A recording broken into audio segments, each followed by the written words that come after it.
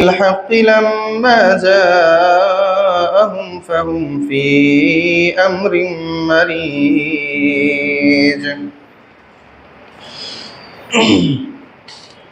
আলহামদুলিল্লাহ, যাবতীয় প্রশংসা, যাবতীয় গুণগান, সমস্ত তারিফ, সিফাত এবং সানা আল্লাহ তাআলার দরবারে পেশ করছি। যে আল্লাহ সুবহানাহু ওয়া তাআলা আমাদেরকে আজকের জুমার দিনে নির্ধারিত সময়ে মসজিদে উপবিষ্ট হওয়ার, সালাত আদায় করার তৌফিক দান করেছেন। সে আল্লাহ তাআলার শুকরিয়া আদায় করার নিমিত্তে আমরা কালিমাতুশ শুকরিয়া পাঠ পড়ছি আলহামদুলিল্লাহ। অগণিত দুরূদ এবং সালাম পেশ করছি আমাদের সর্বশ্রেষ্ঠ নবী সৈয়দুল মুরসালিন খাতামুন নবিয়্যিন মুস্তাফা মুহাম্মদ রাসূলুল্লাহ সাল্লাল্লাহু আলাইহি ওয়াসাল্লাম এর উপর। অতঃপর দুরূদ পেশ করছি তার আহলে ইয়াল এবং সকল আসহাবায়ে কেরামের উপর। আমরা সকলেই পড়ছি আল্লাহুম্মা সাল্লি আলাইহিম আল্লাহুম্মা বারিক আলাইহিম।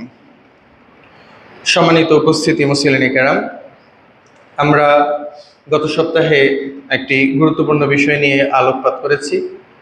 আজকে তারই ধারাবাহিকতায় আমরা দ্বিতীয় পর্ব আলোচনা করতে যাচ্ছি। আমরা গত সপ্তাহে আলোচনা করেছিলাম মাদকের ভয়াবহতা, কোরআন সুন্নাহ এর অবস্থান এবং এর আনুষঙ্গিক কারণ, সে সম্পর্কে আমরা কিছুটা বিস্তারিত আলোকপাত করার চেষ্টা করেছি। আজকের খুতবাতে আমরা জানব যে কিভাবে মাদকতার সাথে থাকলেও সেখান থেকে মুক্ত হওয়া যায়। সেই সম্পর্কে আমরা অল্প কিছু টিপস আপনাদেরকে প্রদান করব কোরআন সুন্নাহ এবং সাইকোলজিক্যাল অর্ডারের বিবেচনায়। আমরা জানি যে আল্লাহ সুবহানাহু ওয়া তাআলা দুনিয়াতে মানুষকে প্রেরণ করেছেন কেবলমাত্র তার ইবাদত করার জন্য, আর নেক কাজ করা, অন্যায় থেকে বিরত থাকাই হলো ইবাদত। সেই হিসেবে আমরা দেখতে পাই যে আল্লাহ সুবহানাহু ওয়া তাআলা আমাদের জন্য অসংখ্য নাজ নেয়ামত রেখেছেন, যাতে করে আমরা তার সুন্দরভাবেই ইবাদত সম্পন্ন করতে পারি। আর আজকের খুতবা শুরু করার পূর্বেই আমি একটা বিষয় অতিরিক্ত বলতে চাই, অপ্রাসঙ্গিক তবে বলাটা জরুরি। সেটি হলো, গত সপ্তাহে আমার খুতবার টোন অতটা ভালো ছিল না, এবং খুতবা দেওয়ার পরে যখন আমি নিজেই এডিট করার জন্য খুতবা শ্রবণ করতে যাচ্ছিলাম বাসে বসে ঢাকা যাওয়ার পথে, তখনই আমার কাছে মনে হয়েছে যে কথাগুলো এইভাবে বলা উচিত হয়নি। তো সেই জায়গা থেকে আমার কথার মধ্যে আমি বুঝতে পারছিলাম যে স্পষ্ট একটা অহংকারের ভাব ছিল, যেটার কোনোভাবেই যোগ্য আমি নই। তো গত সপ্তাহে আমি আমার যে খুতবা দিয়েছি, আমি নিয়ত করেছিলাম যে খুতবা শুরু করার পূর্বে আগে এটা ক্লিয়ার করে নিব যে গত সপ্তাহে যে খুতবা দিয়েছি ওইটার জন্য আমি আল্লাহ তাআলার কাছে সবার আগে ক্ষমা চাই, এবং আপনাদেরকে অনুরোধ করব যে আমার গত সপ্তাহের খুতবাকে কাউন্ট না করার জন্য। অহংকার কোনোভাবেই কোনো ব্যক্তির দ্বারা উচিত নয়, সে সাধারণ মানুষ হোক, আর যদি ইমাম হয় তাহলে তো অবশ্যই না। সেই হিসাবে আমি আপনাদের কাছেও ক্ষমা প্রার্থী, আর আমি আপনাদের কাছে চাইবো যে সেটা হলো, যে কোনো বিষয়ে আলোচনা করুক না কেন, আপনারা যদি আপনাদের কাছে দৃষ্টিকটু লাগে তাহলে সেটা আমাদেরকে জানাবেন, কারণ ব্যক্তি বিশেষে ভুল থাকতেই পারে। আমি আজকে 10 বছর যাবৎ খুতবা দিচ্ছি, আজকে প্রথম এই 10 বছরে আমি আমার আগের খুতবার টোনের জন্য ক্ষমা চাইছি, পুরো 10 বছরে এই প্রথম। তো সে জায়গা থেকে আমি বলবো যে এটা অবশ্যই অনুকরণীয় না, অহংকারী কথাবার্তা কোনোভাবেই যেন না আসে। আল্লাহ সুবহানাহু ওয়া তাআলা মানুষকে তার সীমাবদ্ধতার মধ্যেই সৃষ্টি করেছেন, প্রত্যেকটা মানুষের সীমাবদ্ধতা আছে। সুতরাং এটাকে যেন আবার কেউ আদর্শ হিসেবে গ্রহণ না করেন, সেই অনুরোধও থাকবে। এবং তার পাশাপাশি এইটাও রিকোয়েস্ট করব যে আপনারা প্রশ্ন করার মন মানসিকতা মনের ভিতরে রাখবেন। আমি কামরুল হাসান তো অনেক দূরের কথা, এমনকি যদি মক্কার ইমামও আপনাকে কোনো কিছু বলে তাহলে প্রশ্ন করার অধিকার রাখবেন যে আসলেই তিনি কি সঠিক বলছেন নাকি ব্যাঠিক বলছেন, এবং সেটার পিছনে তার যুক্তি কি, তার দলিল কি। আমরা যেন যা শুনি ডিরেক্টলি সেগুলো গ্রহণ করে না নিই, যদি না সেটা কোরআন হাদিসের উপরে স্থায়ী হয়। যাই হোক, আমরা আজকের খুতবায় আলোচনা করতে যাচ্ছি যে আমাদের এই মাদকতা থেকে বাঁচার কি উপায়। গত সপ্তাহে আমরা যে আলোচনা করেছিলাম সেটা হলো, যারা আমাদের নিউ জেনারেশন আছে, যারা এখনও এটার সাথে যুক্ত হয় নাই, তারা কিভাবে মাদকতা থেকে নিজেকে বাঁচিয়ে রাখবে।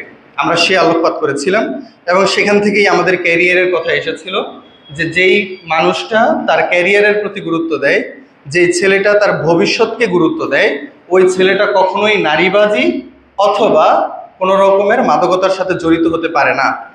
কারণ মাদকতা তার সময় নষ্ট করবে, তার টাকা নষ্ট করবে, তার লেখাপড়া নষ্ট করবে, তার ভবিষ্যৎ নষ্ট করবে, সব কিছুর দিক থেকেই তাকে ক্ষতিগ্রস্ত করবে। তো এই মাদকতার সাথে যেন কেউ জড়িত না হয়, একটা ফ্রেশ মানুষ কিভাবে মাদকতা থেকে নিজেকে বাঁচিয়ে রাখবে সেই সম্পর্কে আমরা গত সপ্তাহে আলোকপাত করেছিলাম। আজকে আমরা আলোচনা করতে যাচ্ছি যারা ইতিমধ্যে মাদকতার ভিতরে জড়িয়ে পড়েছেন তারা কিভাবে মাদকতা থেকে বের হবেন, সেটা হলো আমাদের আজকের আলোচনার বিষয়। যারা মাদকতায় জড়িয়ে পড়েছেন আজকের আলোচনা তাদের জন্য।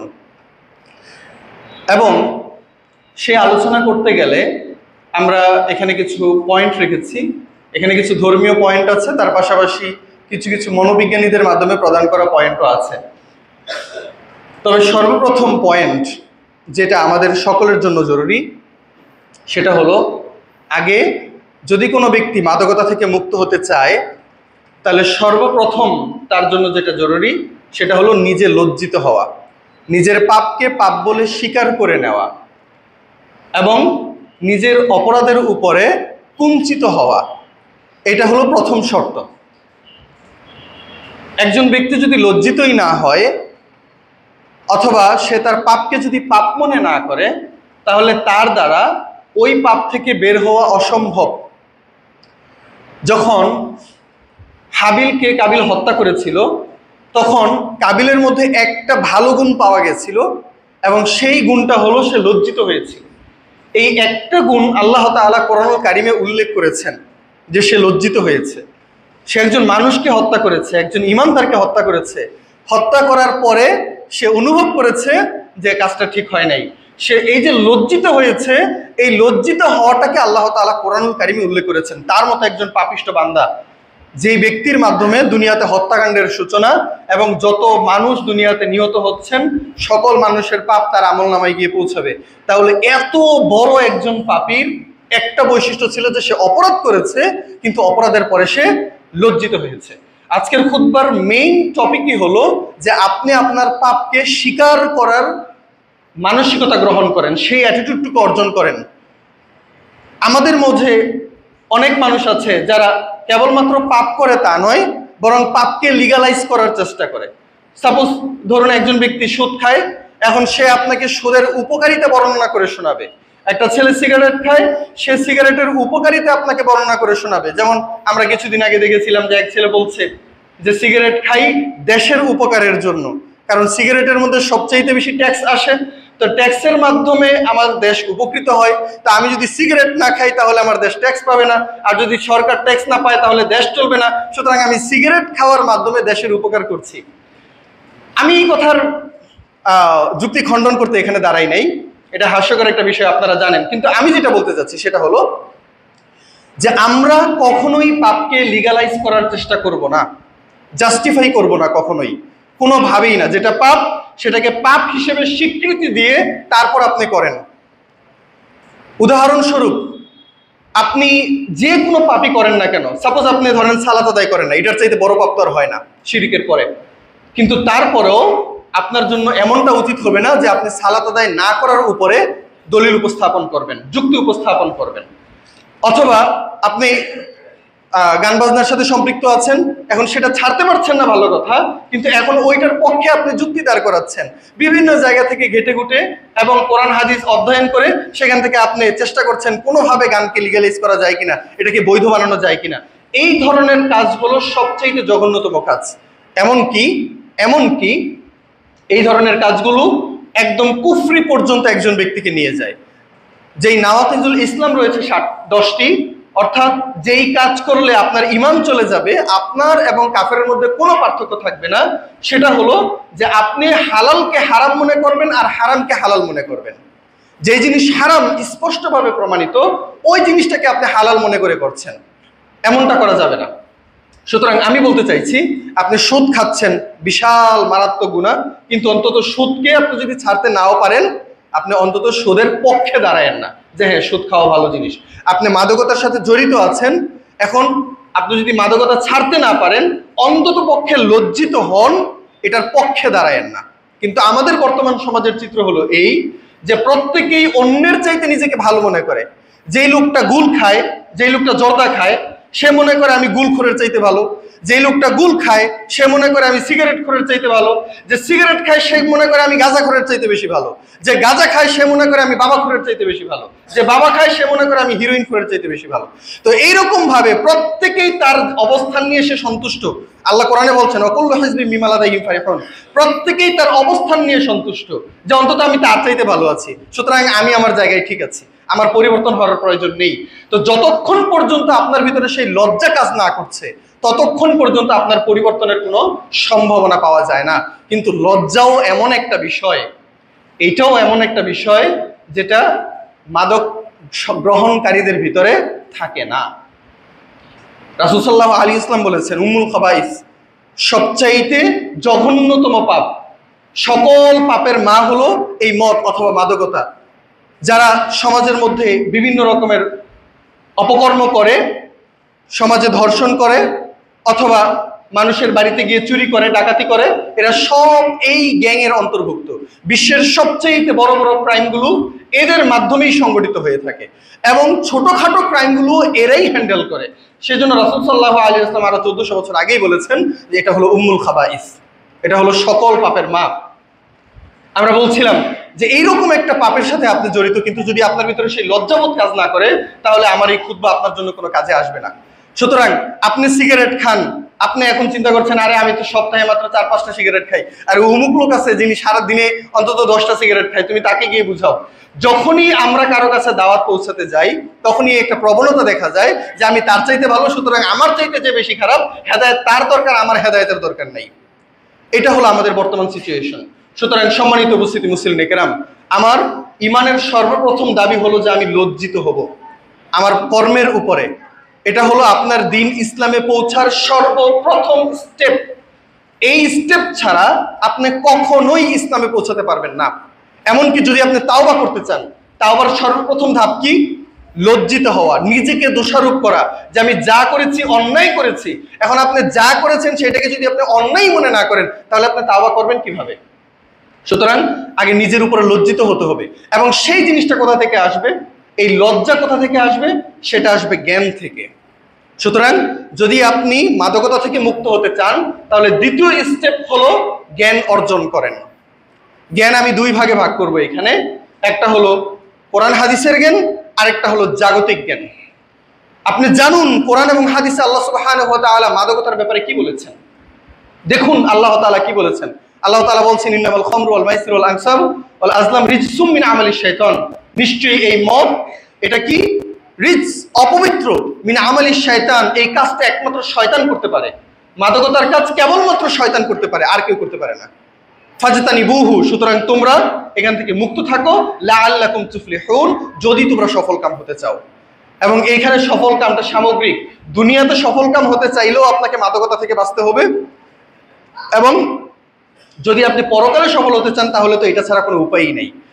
সকল দিক থেকেই দুনিয়াতেও যদি আমি সফল হতে চাই তাহলে আমাকে মাদকতা থেকে বাঁচতে হবে, যদি আমি আখিরাতে সফল হতে চাই তাহলে আমাকে মাদকতা থেকে বাঁচতে হবে। তাহলে মাদকতা কত ভয়ানক জিনিস সেটা আমরা গত পুরো সপ্তাহে আলোচনা করে আপনাদের সামনে উপস্থাপন করেছি। আল্লাহ রাসূল সাল্লাল্লাহু আলাইহি ওয়াসাল্লাম তার সুন্নতের মধ্যে কি বলছেন সেগুলো আপনি অধ্যয়ন করেন, তাহলে মাদকতার ভয়াবহতা সম্পর্কে আপনি জানতে পারবেন। এখন দ্বিতীয় যে স্টেপ, জাগতিক যেই জ্ঞান, সেটা হলো যে আপনি জানেন, আপনি জ্ঞান অর্জন করেন যে এই মাদক গ্রহণ করার কারণে আপনার কি ক্ষতি হচ্ছে। এখন এটাও তো আমাদের সকলেরই জানা যে ধূমপান ক্যান্সারের কারণ, ধূমপান হৃদরোগের কারণ, অথবা মাদকতার সাথে সম্পৃক্ত যে সকল জিনিসগুলো রয়েছে, বিশ্বের অধিকাংশ রোগ সংঘটিত হয় কেবলমাত্র অ্যালকোহলের কারণে।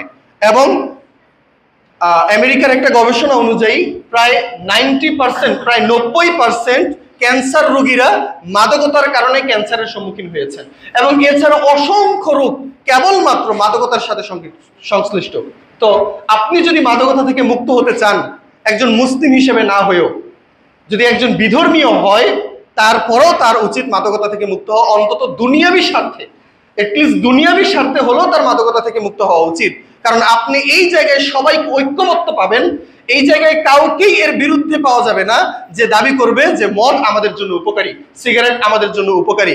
আমেরিকাতে 120 বছর আগে কয়েকবার সরকার চেষ্টা করেছিল মদ এবং সিগারেটকে তাদের দেশে নিষিদ্ধ করতে, কিন্তু তারা জনগণের কারণে পারে নাই, কারণ ততক্ষণে সর্বত্র সয়লাভ হয়ে গেছে। এবং সেটা তো গণতান্ত্রিক দেশ, যেহেতু গণতান্ত্রিক দেশ, গণতন্ত্র মানে কি? গণতন্ত্র মানে হলো দেশের মানুষ যা চাইবে সেটাই, অধিকাংশ মানুষ যেটা চাইবে সেটাই, এটা হোক ভালো অথবা হোক খারাপ, দ্যাট ডাজন্ট ম্যাটার, জাস্ট অধিকাংশ মানুষের মত যেখানে পাওয়া যাবে সেটাই আইন হিসেবে বাস্তবায়িত হবে, এটা হলো গণতন্ত্র। আর এই জায়গায় ইসলামের বৈপরীত্য, ইসলাম হলো খেলাফত, অর্থাৎ ইসলামী শরীয়ত অনুযায়ী যেটা বিশুদ্ধ এবং সঠিক ওইটাকেই গ্রহণ করতে হবে, এখানে জনমত ধর্তব্য না।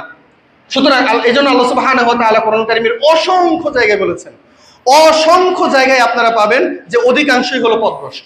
আল্লাহ তাআলা কোরআন কারীমে বলেছেন অধিকাংশই হলো পথভ্রষ্ট। তুমি যদি অধিকাংশের কথা শোনো তাহলে তুমি পথভ্রষ্ট হবে। অধিকাংশই বাল আকসারুহুম লা ইয়ালামুন বাল আকসারুহুম লা ইয়াকিলুন, অধিকাংশই জানে না, অধিকাংশই বুঝে না। অসংখ্য জায়গায় আল্লাহ সুবহানাহু ওয়া তাআলা এই কথা বলেছেন যে অধিকাংশের মত যে সর্বদাই সঠিক হবে তা নয়, বরং ভুল হতে পারে। সুতরাং আমরা গণতন্ত্র রাজনীতি নিয়ে আমাদের আলোচনা নয়, আমাদের টপিক হলো মদ নিয়ে, যে এই জায়গাতে সারা বিশ্বের প্রত্যেকটা সাইকিয়াট্রিস্ট বলেন অথবা আপনি যে কোনো ধরনের ডাক্তার আপনি বলেন, প্রত্যেকটা ডাক্তার, প্রত্যেকটা গবেষক, প্রত্যেকটা ধর্মীয় যাজক এই জায়গায় একমত যে এটা মানুষের জন্য ক্ষতিকর। আপনিও জানেন ক্ষতিকর, কিন্তু তারপরেও আপনি এটা থেকে নিজেকে মুক্ত করতে পারছেন না। কিন্তু যখন আপনি আরো গভীরভাবে জানবেন, আপনার ভবিষ্যৎ আপনি স্বচক্ষে অনুভব করতে পারবেন যে এই মদের সাথে নিজেকে লিপ্ত রাখার কারণে আমার ভবিষ্যতে কি হতে যাচ্ছে, আমি আমার জীবনের আয়ু কতটা কমিয়ে আনছি, অথবা আমি বেঁচে থাকলেও আমাকে কত কঠিনভাবে বাঁচতে হবে, এই অবস্থা যদি আপনি অনুভব করতে পারেন তাহলে আপনার জন্য ছেড়ে দেওয়া সহজ। সম্মানিত উপস্থিতি মুসলিম কেরাম, সেজন্য আমাদের জ্ঞান অর্জন করা প্রয়োজন। সর্বক্ষেত্রে সর্বপ্রধান স্টেপ হলো জ্ঞান। আপনি যদি জ্ঞান অর্জন করেন তবেই আপনি এটার ব্যাপারে জানতে পারবেন, এর ভয়াবহতা সম্পর্কে অনুভব করতে পারবেন। আমরা কেবলমাত্র এইটুকুতেই সীমাবদ্ধ যে যদি আপনি ধূমপান করেন তাহলে আপনার ক্যান্সার হবে অথবা হতে পারে, অথবা আপনি যদি মাদকতার সাথে সম্পৃক্ত হন তাহলে আপনার শারীরিক ক্ষতি হবে, কিন্তু এই ক্ষতিটা যে কতটা বিশাল এটা আমাদের অনুভবের মধ্যে আমরা নিয়ে আসতে পারি না, কারণ আমরা এই ব্যাপারে স্টাডি করি না, আমরা লেখাপড়া করি না, অধ্যয়ন করি না। সুতরাং আপনার ইলম আপনাকে সঠিক পথে নিয়ে আসবে যদি আপনি সঠিক পন্থায় ইলম অর্জন করতে পারেন। আর এই জন্যই আমরা ইসলামের এখানে সুপিরিয়রিটি দেখতে পাই, ইসলামের সর্বোৎকৃষ্টতা আমরা এখানে অনুভব করতে পারি যে আল্লাহ সুবহানাহু ওয়া তাআলা আপনার জন্য অসংখ্য জিনিস রেখেছেন, কিন্তু এর মধ্যে মদটাকে কেন হারাম করেছেন? কারণ এটা আপনার জন্য ক্ষতিকারক, কারণ এটা আপনার জন্য ক্ষতিকারক। এবং আল্লাহ সুবহানাহু ওয়া তাআলা এমন অসংখ্য জিনিস রেখেছেন যেটা আপনার জন্য উপকারী। সুতরাং সেই জায়গা থেকে আমাদের উচিত হবে উপকারী জিনিসগুলোকে গ্রহণ করা এবং অপকারী জিনিসগুলোকে বাদ দেওয়া। মেয়ারাজের দিনে রাসূল সাল্লাল্লাহু আলাইহি ওয়াসাল্লাম যখন গিয়েছিলেন তখন তাকে 2টা গ্লাস অফার করা হয়েছিল, এক গ্লাসে ছিল মদ, আরেক গ্লাসে ছিল দুধ। আল্লাহ রাসূল সাল্লাল্লাহু আলাইহি ওয়াসাল্লামকে অপশন দেওয়া হলো যে বিশ্বনবী আপনি এই 2টার মধ্যে থেকে কোনো একটাকে গ্রহণ করেন। রাসূল সাল্লাল্লাহু আলাইহি ওয়াসাল্লাম তার ফিতরাত অনুযায়ী, তখনও কিন্তু মদ হারাম নয়, মদ হারাম নয়, মদ তো হারাম হয়েছে কিছু সময় পরে, তখনও রাসূল সাল্লাল্লাহু আলাইহি ওয়াসাল্লাম মাত্র মিরাজে গিয়েছেন, তখনও সঠিকভাবে মানুষের মাঝে সালাতি আসে নাই, ইসলামের প্রথম পর্যায়ের কথা আপনারা জানেন। তো রাসূল সাল্লাল্লাহু আলাইহি ওয়াসাল্লামের সামনে 2টা উপস্থাপন করা হলো এবং এই মুহূর্তে 2টাই হালাল, কিন্তু রাসূল সাল্লাল্লাহু আলাইহি ওয়াসাল্লাম তারপরও তার ফিতরাত জায়গা থেকে, নবুয়তি ফিতরাত থেকে কোনটা গ্রহণ করেছিলেন? দুধ। এবং রাসূল সাল্লাল্লাহু আলাইহি ওয়াসাল্লাম মদটাকে পরিহার করেছেন। এবং তখন জিবরিল আলাইহিস সালাতু ওয়াস সালাম বলছেন যে আসবতা, আপনি সঠিক কাজ করেছেন, আপনার চুজ, আপনার পছন্দটা সঠিক ছিল, এটাই হওয়া উচিত, এইটাই হওয়া উচিত। সুতরাং আমরা দেখতে পাই যে আমাদের সকল বিষয়ে, সকল ক্ষেত্রে আমরা অনুভব করতে পারবো যে মদের ভয়াবহতা কতটুকু ইসলাম এবং কোরআন হাদিস অধ্যয়ন করলে। তার পাশাপাশি যদি আমরা ফিজিক্যাল জায়গা থেকেও দেখি তাহলেও আমরা এর ভয়াবহতা অনুভব করতে পারি যে একজন মাদক ব্যক্তির অবস্থা কি, আর আমি এখন যে অবস্থায় আছি সেই অবস্থা থেকে তার এবং আমার পার্থক্য কতটুকু, সে কোন অবস্থায় আছে। এমন একটা গুনাহ যে গুনাহ আপনার সকল সময় নষ্ট করে দিবে, এমন একটা গুনাহ যেটা আপনার সকল টাকা শেষ করে দিবে, এমন একটা গুনাহ যেটা আপনার শরীরকে ধ্বংস করে দিবে, এমন একটা গুনাহ যেটা আপনার ক্যারিয়ারকে ধ্বংস করে দিবে, এমন একটা গুনাহ যেটা আপনার পরিবারকে ধ্বংস করে দিবে, এমন একটা গুনাহ যেটা আপনার সমাজকে ধীরে ধীরে শেষ করে দিচ্ছে। তাহলে এমন একটা গুনার সাথে আমি এখন পর্যন্ত লিপ্ত হয়ে আছি, কিন্তু এখনো ওইটাকে ওইভাবে কনসিডার করি না, এখন পর্যন্ত ওইভাবে বিবেচনায় নিয়ে আসি না। সম্মানিত উপস্থিতি মুসলিম কেরাম, সেজন্য আমাদের উচিত জ্ঞান অর্জন করা। তৃতীয় ধাপে আমি বলবো, যদি আমরা মাদকতা থেকে মুক্ত হতে চাই তাহলে আমাদেরকে বন্ধু পরিহার করতে হবে। আপনার যে ফ্রেন্ড সার্কেল আছে সেই ফ্রেন্ড সার্কেলটা আপনি পরিবর্তন করেন, যদি সত্যিকার অর্থেই আপনি পরিবর্তিত হতে চান। যদি সত্যিকার অর্থেই পরিবর্তিত হতে চান তাহলে আপনি আপনার বন্ধু বান্ধবের সার্কেল পরিবর্তন করেন। মদের ক্ষেত্রে অথবা সিগারেটের ক্ষেত্রে এই জিনিসটা স্পষ্ট, যেগুলো আসর বসানো ছাড়া জমে না। একজন ব্যক্তি একা একা বেসিক্যালি মদ অথবা সিগারেট হয়তো বা খায় না, অথবা যেই ছেলেটা সিগারেট শিখেছে, খাওয়া শিখেছে, সে নিজে নিজে শিখে নেয়, বরং অন্যের মাধ্যমেই শিখেছে। সুতরাং আপনার কাজ হবে আপনি আপনার বন্ধু পরিবর্তন করেন। এবং সমাজের মধ্যে অসংখ্য ধার্মিক মানুষ আছে। এখানে আরেকটা কথা বলে নেওয়া ভালো, আমি এমন অনেককে বলেছি সব বন্ধু চেঞ্জ করার জন্য, এখন তার বক্তব্য বলো যে আরে সমাজে কেউ ভালো না, সবই খারাপ। এই ক্ষেত্রে আমি আরেকটা বিষয় বলবো, সেটা হলো যে আপনারা একটা গল্প জানেন, এক চোর রাতের বেলা চুরি করে ফজরের সময় পুকুরের এক সাইডে গিয়ে তারপর সে গোসল করছে, তার গায়ে যে তেল মাখা ছিল সেই তেল মাখাগুলোকে পরিষ্কার করতে। তো সে দেখতে পাচ্ছে যে অপর সাইডে আরেকজন ব্যক্তি, সেও সেখানে গোসল করছে বা পানি নিয়ে হয়তো বা উজু করছে মনে হচ্ছে, যাই হোক। তো সে মনে করলো যে সে ওইখানে গোসল করছে। তো সে চিন্তা করলো যে আমি একমাত্র এলাকার এক চোর না, বরং ওই সাইডে আরো এক চোর আছে। তো ওই সাইডে যেই মানুষটা তিনি অজু করছিলেন, তার উদ্দেশ্য হলো তিনি তাহাজ্জুদের সালাত আদায় করবেন। তো যেই মানুষটা ওইখানে অজু করছিলেন, তিনি ওই পারে দেখতে পেলেন যে ওইখানে আরেকজন হয়তো বা অজু টজুই করছে। তিনিও মনে করলেন যে ও এলাকায় আমি একমাত্র তাহাজ্জুদ করি না, তাহাজ্জুদ গুজার আরো আছে।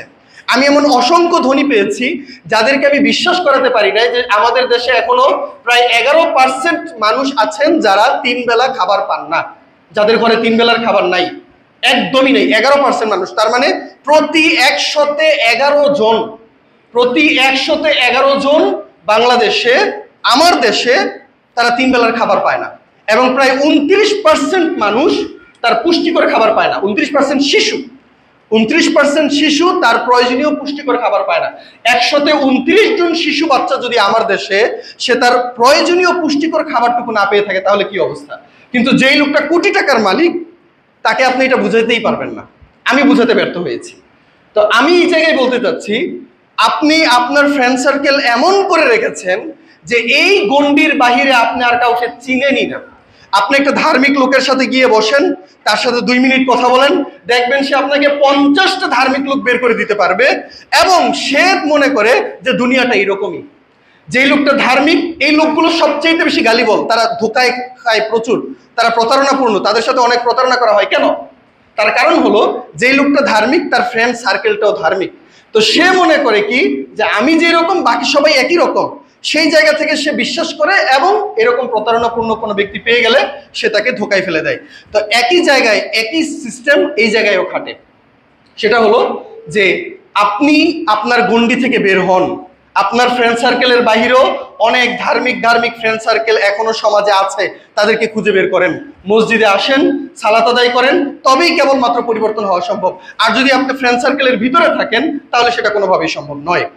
আর সেই ক্ষেত্রে যদি আপনার ফ্রেন্ড সার্কেল খারাপ হয়ে থাকে, একটা কোরআনের আয়াতই যথেষ্ট। সেই ক্ষেত্রে আল্লাহ রাব্বুল আলামিন কোরআন কারীমের মধ্যে বলছেন যে ইয়াউমা ইয়াগাদুয যালিমু আলা ইয়াদাই, সেই দিন কিয়ামতের দিনে ওই ব্যক্তি তার হাতকে কামড়াতে থাকবে। কিয়ামতের দিনে একজন বন্ধু তার বন্ধুত্বের কারণে সে পাপে জড়িয়েছিল, এই ব্যক্তি কিয়ামতের দিন রাগে, ক্ষোভে, দুঃখে, আফসোসে সে তার হাত কামড়াবে। আর কিছু করার নাই তো, আর কিচ্ছুই করার নাই। সে রাগে তার নিজের হাত কামড়ে খুবলে ফেলবে আর বলতে থাকবে যে ইয়া লাইতানি লাম আত্তাখিজ ফুলানান খালিলা, হায় যদি আমি তাকে আমার বন্ধু হিসেবে গ্রহণ না করতাম, যদি দুনিয়াতে সে আমার বন্ধু না হতো আমার জীবনটা বেটার হতো, যদি সে আমার বন্ধু না হতো হয়তোবা আমি সিগারেট খাওয়াটা শিখতাম না, যদি সে আমার দুনিয়াতে বন্ধু না হতো তাহলে হয়তোবা আমি মাদকতার সাথে জড়াতাম না, যদি সে আমার বন্ধু না হতো তাহলে হয়তোবা কোনো একজন ভালো মানুষ আমার বন্ধু হতো এবং আজকে আমি জান্নাতের পথ দেখতে পারতাম।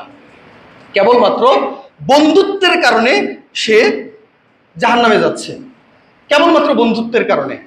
সেজন্য এই আয়াতটুকুই যথেষ্ট যে কিয়ামতের দিন যেন আমাকে আমার হাত কামড়াতে না হয়। তুমি যদি জাহান্নামেও যাও অন্তত নিজের জন্য যাও, অন্যের জন্য যেও না। কথার কথা, অন্তত পক্ষে আপনি আপনার খারাপ বন্ধুগুলোকে পরিহার করুন, খারাপ বন্ধুগুলোকে পরিহার করুন। এটা হলো প্রথম স্টেপ, এটা হলো আপনার মাদকতা থেকে বের হওয়ার ক্ষেত্রে প্রধান স্টেপ। সুতরাং সম্মানিত উপস্থিতি মুসলিম কেরাম, এখন বন্ধুত্ব ছাড়াও আরো বিভিন্ন ক্ষেত্রও হতে পারে। যদি জায়গা এমন হয় যে এই জায়গায় আপনি মাদকতায় জড়িয়ে পড়েছেন, তাহলে সেই জায়গা আপনাকে পরিবর্তন করতে হবে। আল্লাহ রাসূল সাল্লাল্লাহু আলাইহি ইসলামের যুগে কুমড়ার যেই খোলস, এই কুমড়ার খোলস ব্যবহার করা রাসূল সাল্লাল্লাহু আলাইহি ইসলামের যুগে নিষেধ ছিল। কি জন্য? কারণ ইতিপূর্বে মক্কার মুশরিকরা এবং মক্কার মুসলিমরা তারা কুমড়ার খোলসে তাদের মদ বানাতো। তো রাসূল সাল্লাল্লাহু আলাইহি ইসলাম এটা তাদেরকে নিষেধ করে দিলেন যে না, মদ নিষিদ্ধ হয়েছে ঠিক আছে, কিন্তু কুমড়ার খোলস এখন থেকে ব্যবহার করা যাবে না। কেন? কারণ রাসূল সাল্লাল্লাহু আলাইহি ইসলাম আশঙ্কা করতেন যে কুমড়ার খোলস দেখলে তার মদের কথা মনে পড়বে, মদের কথা মনে পড়লে সে আবেগ আপ্লুত হয়ে পড়বে এবং সেটার প্রতি আবার আসক্তি তার চলে আসতে পারে। তো এমন কোনো কিছুর সাথে নিজেকে সম্পৃক্ত রাখা যাবে না যেটা আপনাকে আপনার মাদকতার বিষয়টাকে স্মরণ করিয়ে দেয়। সম্মানিত উপস্থিতি মুসলিম কেরাম, সেজন্য এই বিষয়টার প্রতি আমাদেরকে খেয়াল রাখতে হবে। অতঃপর যদি আমরা মাদকতা থেকে বের হতে চাই, তার পাশাপাশি আরেকটা কাজ আমাকে যেটা করতে হবে, যেটা থেকে কখনোই ছুটে যাওয়া যাবে না, সেটা হলো ভালো কাজ বেশি বেশি করে করতে হবে। এবং এই জায়গাটাতে শয়তান আমাদেরকে ধোঁকায় ফেলে দেয়। এই জায়গাটাতে কিভাবে? আমি আপনাকে আবারও বলছি যে আপনার ভালো কাজ যেন কখনোই থেমে না থাকে। আপনি যত অপকর্মই করেন না কেন, যত পাপই করেন না কেন, আপনার ভালো কাজ যেটা আপনি করতেন সেটা যেন থেমে না থাকে। সাপোজ আপনি মসজিদে আসলেন, সালাত আদায় করলেন, বাড়ি গেলেন, আপনি হয়তোবা কোনো অপকর্মে জড়িয়ে পড়েছেন। এখন আপনি মসজিদে আসতে চাচ্ছেন এবং আপনার ভিতরে অনুশোচনা হচ্ছে যে এই মাত্র একটা পাপ করে আসলাম, এখন আবার আল্লাহর সামনে গিয়ে দাঁড়াবো। শয়তান আপনার কাছে তখন চলে আসে এবং বলে যে তুমি কত নির্বোধ, কত খারাপ একজন ব্যক্তি, এই মাত্র এত বড় একটা অপকর্ম করে আসলা, আর এখন আবার গিয়ে আল্লাহর সামনে দাঁড়াবা, কত নির্বুদ্ধিতার কাজ হবে। বরং এর চাইতে ভালো হবে যে আমি সেখানে নাই যাই। তুমি লক্ষ টাকা অথবা 1000 টাকা তুমি মাদকতার পিছনে ব্যয় করেছো, এখন আবার তুমি 500 টাকা মসজিদে দান করতে যাচ্ছ, আল্লাহ কি তোমার এই দান গ্রহণ করবেন? নির্লজ্জ হও। তোমার মতো নির্লজ্জ হতেই পারে না। বরং তোমার উচিত হবে না কোনোভাবেই যে তুমি আবার মসজিদে গিয়ে দান করবা, যেখানে তুমি এত এত টাকা তুমি মাদকতার পিছনে নষ্ট করেছো, অপকর্মের পিছনে নষ্ট করেছো, সেখানে আল্লাহ তোমার 500 টাকা গ্রহণ করবেন? এই ধরনের কিছু মানসিকতা থেকে আমরা অনেক সময় আবার ধার্মিকতা থেকে দূরে সরে চলে যাই। এই জায়গায় আমাদের খেয়াল রাখতে হবে যে আপনার আরো বেশি বেশি ইবাদত করা প্রয়োজন। আপনি যদি অপকর্মে জড়িয়ে পড়েন, তাহলে আপনার আরো বেশি করে ইবাদত করা প্রয়োজন, যাতে করে সেখান থেকে আপনি বের হতে পারেন এবং আল্লাহ তাআলা যেন আপনার সেই পাপটাকে মোচন করে দেন।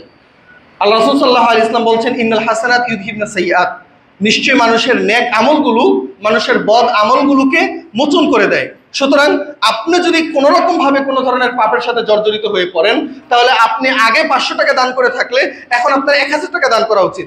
আপনি যদি কেবলমাত্র ফজরের সালাত আদায় করে থাকেন, তাহলে এখন আপনার ফজরের সুন্নত সহ আদায় করা উচিত। সুতরাং আপনার ইবাদতের পরিমাণ বাড়ানো উচিত, যাতে করে ওই ইবাদতের মাধ্যমে অন্তত আপনি আপনার পাপটাকে ঢেকে ফেলতে পারেন এবং এইটাই হয়তো আপনার নাজাতের উসিলা হয়ে যেতে পারে। সুতরাং আমাদের মনে রাখতে হবে যে আমার ইবাদত থেকে যেন কোনোভাবেই কোনো কিছু দূরে সরিয়ে দিতে না পারে। কিন্তু মাদকতা এমন একটা জিনিস, যে জিনিসটা স্বয়ং মানুষকে আল্লাহর জিকির থেকে সরিয়ে দেয়, এবং এই কথা আল্লাহ তাআলা কোরআন কারীমের মধ্যে বলছেন।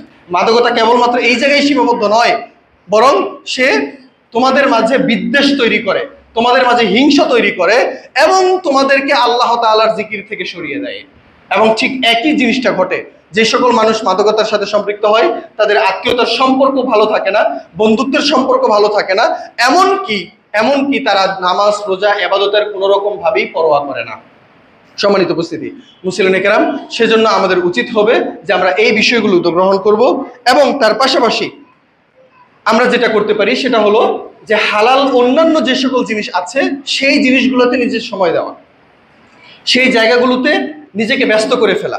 যদি আপনার কখনো কোনো রকম ভাবে মাদকতার বিষয়ে আপনার স্মরণে আসে অথবা আপনি সেটার প্রতি মুখাপেক্ষি হয়ে পড়েন, তাহলে আপনার উচিত হবে তৎক্ষণাৎ যে কোনো পদ্ধতিতে অন্য কোনো হালাল জিনিসের সাথে সম্পৃক্ত হয়ে যাওয়া এবং সেখানে নিজেকে ব্যস্ত করে ফেলার চেষ্টা করা। আল্লাহ সুবহানাহু ওয়া তাআলা অসংখ্য হালাল জিনিস দুনিয়াতে রেখেছেন। আল্লাহ তাআলা অসংখ্য হালাল জিনিস দুনিয়াতে রেখেছেন। কোনো জায়গায় কোনো কিছুর অভাব নাই। পৃথিবীতে কত রকমের খাদ্যদ্রব্য আছে, কত কোটি রকমের ফল আছে, খাবার আছে, শস্য আছে, দানা আছে, কত কিছু আছে। সব কিছু আপনার জন্য হালাল, কেবলমাত্র গুটি কয়েক জিনিস আপনার জন্য হারাম।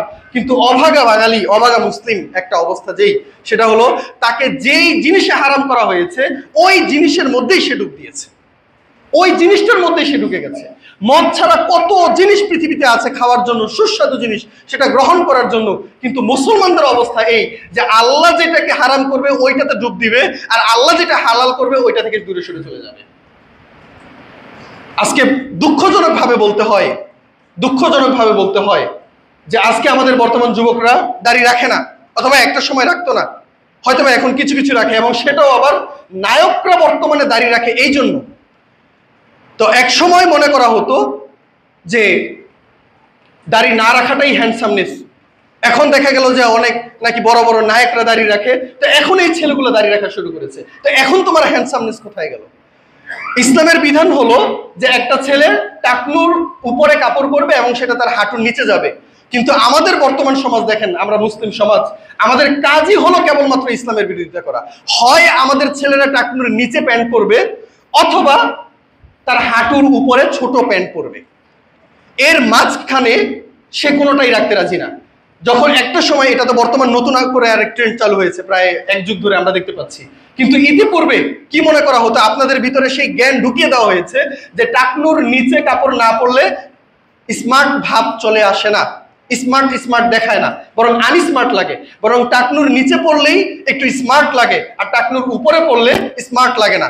এখন ওইটা নাকি একটু লজ্জাজনকও বটে, টাকনু খোলা রাখবো, এটা একটু লজ্জাজনক। এখন আমাদের ছেলেরা একদম হাঁটু থেকে সম্পূর্ণ খোলা রাখে, এখন এটা তার কাছে লজ্জাজনক মনে হয় না, এখন এটা তার কাছে স্মার্টনেস। তো পশ্চিমারা আপনাকে যেইভাবে খাওয়িয়েছে আপনি ঠিক ওইভাবেই গ্রহণ করেছেন। এবং আমাদের হয়তোবা মুসলমানদেরই রক্তের মধ্যে এই কোনো প্রবলেম আছে যে যেই জিনিস আল্লাহ সুবহানাহু ওয়া তাআলা হালাল করেন ওই জিনিস আমরা বিরোধিতা করি, আর যেই জিনিস আল্লাহ তাআলা হারাম করেন ওইটাই আমরা গ্রহণ করে ফেলি, সালাত আদায় করা জরুরি, ফরজ সালাত আদায় করা আমাদের জন্য জরুরি, কিন্তু আমাদের মসজিদে মুসল্লি নাই। কিন্তু একটা কনসার্ট হোক, কনসার্টে লাখ লাখ মানুষ পাওয়া যাবে, হাজার হাজার মানুষ পাওয়া যাবে, অথচ মসজিদে আসা সওয়াবের কাজ আর কনসার্টে যাওয়া হারাম।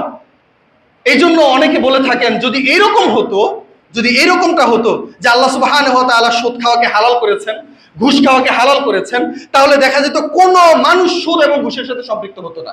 যদি এমন হতো যে আল্লাহ সুবহানাহু ওয়া তাআলা পর্দা করাকে মানুষের জন্য হারাম করেছেন, তাহলে সব মানুষ পর্দা করতো।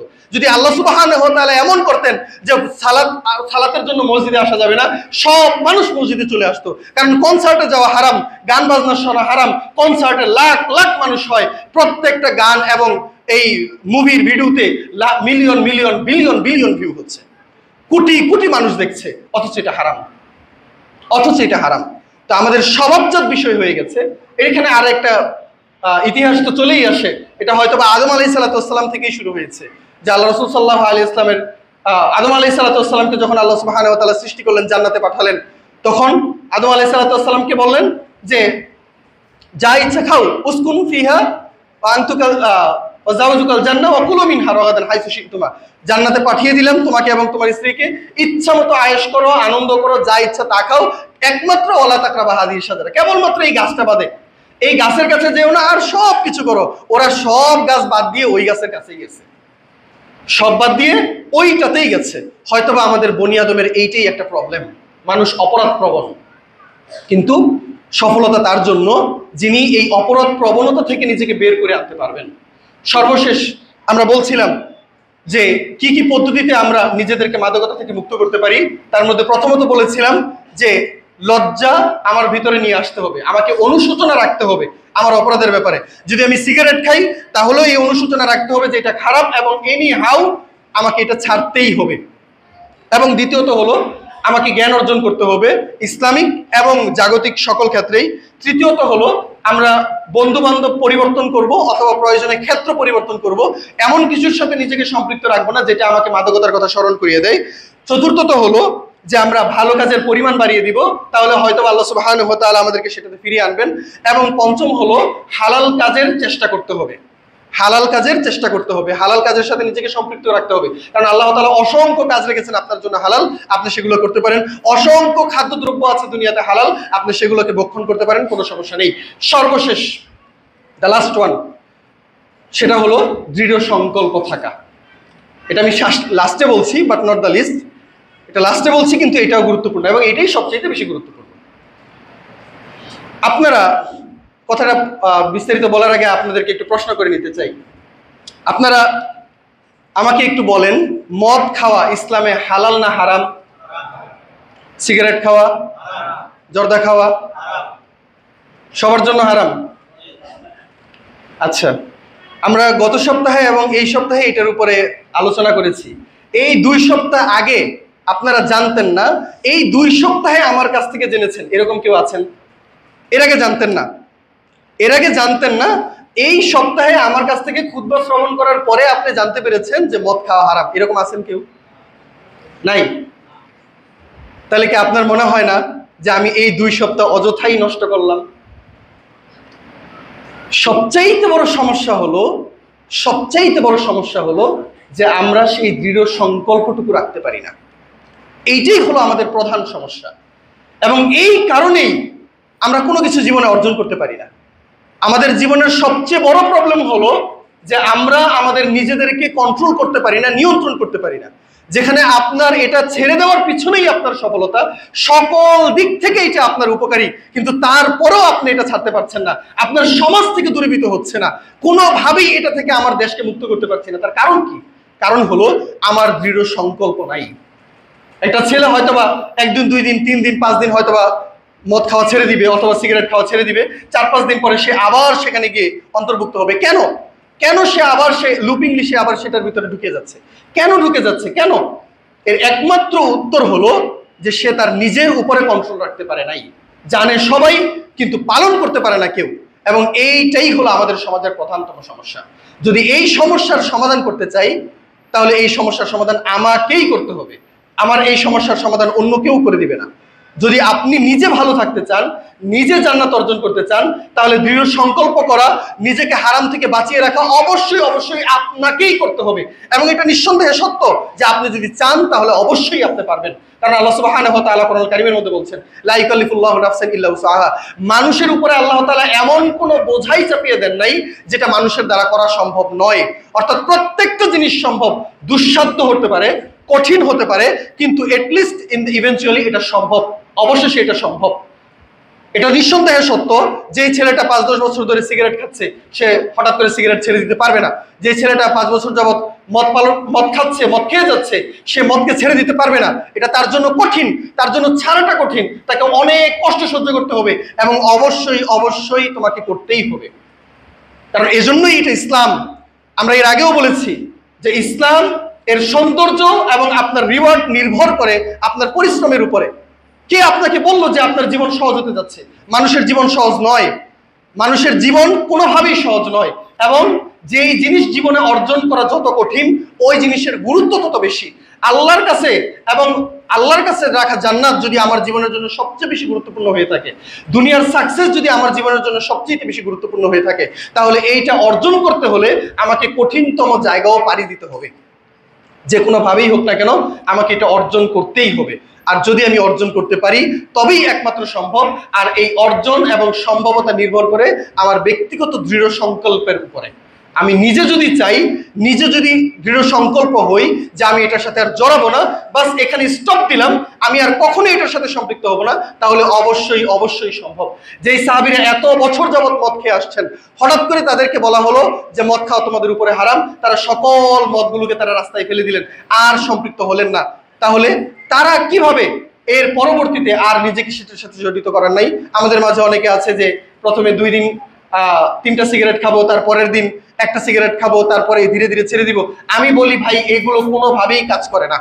আমি এমন অসংখ্য লোকের সাথে কথা বলেছি, এগুলো কোনোভাবেই কাজ করে না যে আমি আজকে 1টা খেলাম, আগামীকাল আজকে 10টা খেলাম, আগামীকাল 9টা খাবো, তারপরের দিন 8টা খাবো। এইভাবে কোনোভাবেই আপনি নিজেকে মুক্ত করতে পারবেন না। বরং দৃঢ় সংকল্প এতটাই হতে হবে যে আমার জীবন চলে যাবে যাক, কিন্তু আমি মাদকতা থেকে নিজেকে মুক্ত করলাম এবং এনি হাউ আমি এখান থেকে সরে আসলাম, আর এটার মুখাপেক্ষী আমি আর কোনোদিন হব না। যদি এরকম দৃঢ় সংকল্প কোনো ব্যক্তি ধারণ করেন, নিঃসন্দেহে তার দ্বারা ওই জায়গা থেকেই সম্ভব যে তিনি আর কোনোদিন সেটার সাথে নিজেকে সম্পৃক্ত করবেন না। আল্লাহ সুবহানাহু ওয়া তাআলার কাছে দোয়া করছি যে আল্লাহ তাআলা যেন আমাদেরকে মাদক মুক্ত সমাজ গড়ার তৌফিক দান করেন। আল্লাহুম্মা আমিন।